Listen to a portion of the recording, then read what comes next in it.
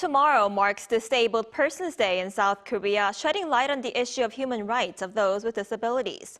For more, we're joined by Han Hye-kyung this morning, who lost her vision when she was 13 and now works to help improve the lives of those with digital inaccessibility amid a digital transition. Hye-kyung, welcome to the studio.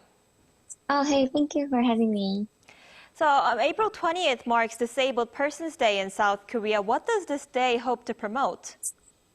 Actually, I never thought about it before, but what I want in my everyday life is advocacy for the rights of people with disabilities and improvement in awareness.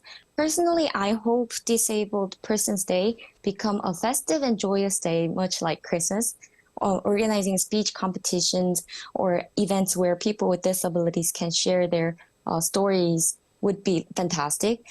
Any topics related to disabilities would be fine, from tales of how they embraced their disabilities to sharing humorous episodes that arose from their disabilities.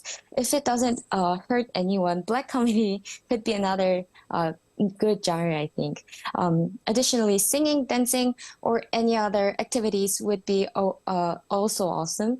What I want is nothing too serious. It would be great if everyone could participate regardless of their age, gender, or disability status. If we have more chance to be together, I think we can do make more inclusive society for everyone.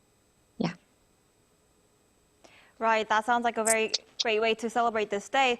Tell us about how does visual impairment affect your everyday life? What are some of the biggest challenges you face as someone living in Seoul? Living alone, it's a bit tricky for me to catch mosquitoes or match my socks correctly, but that's off the track, I think. So I'll try it again. Actually, I don't feel much inconvenience in my life here in Seoul. In Seoul, subway system is well developed, that getting around is quite easy. But when it comes to taking the bus, it's a little bit different story. Since I cannot see the number of the bus, or I don't know where the bus stopped. And when I get on the bus, I don't know where to tag my card, and I don't know where the empty seats are. So I think these things are a little bit tricky for visually impaired people. Right, and based on your experience, what are some of the policies or possibly facilities in South Korea that are actually very helpful for people with disabilities? I think person assistant in the workplace service is very helpful for people with disabilities. It's great that there are policies focused on how people with disabilities can work together rather than excluding them from the workplace. Person assistant in the workplace service involves considering how tasks can be done collaboratively with individuals who have disabilities. For instance, as a visually impaired person, I may not be able to create images for car news. In that case, someone who have this service could assist me by helping with the design, such as adding or removing images based on my descriptions. So I think this service is good for a lot of people with disabilities. Right, like you just said, there are a lot of changes that came into effect with the COVID-19 pandemic, and digital inaccessibility is probably a major barrier for those with blindness or low visions. So what should be done to overcome this? Accessibility may not be familiar to everyone, but there's accessibility guidelines like WCAG or other various manuals available for developers to reference. To give an example, let's say to make an app more user-friendly for blind people, the first step is to ensure that every button has text labels. These labels, also known as alternative text, help screen reader programs describe what each button means.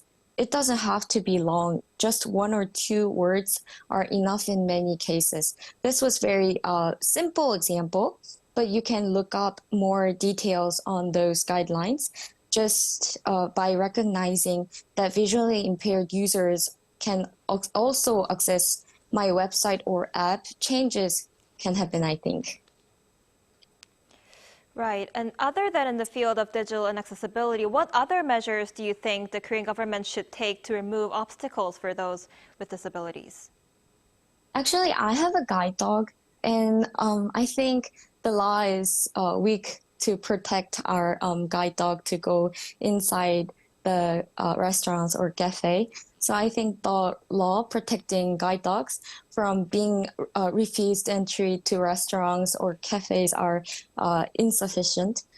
If such laws were strengthened, visually impaired individuals with guide dogs would be able to go wherever they want and whenever they want without feeling significantly hindered by their disability. All right, Hye-kyung, it seems like South Korea still has a long way to go to improve the quality of life for those with visual impairment, especially now that everything is so digital after the pandemic. Thank you so much for your time this morning.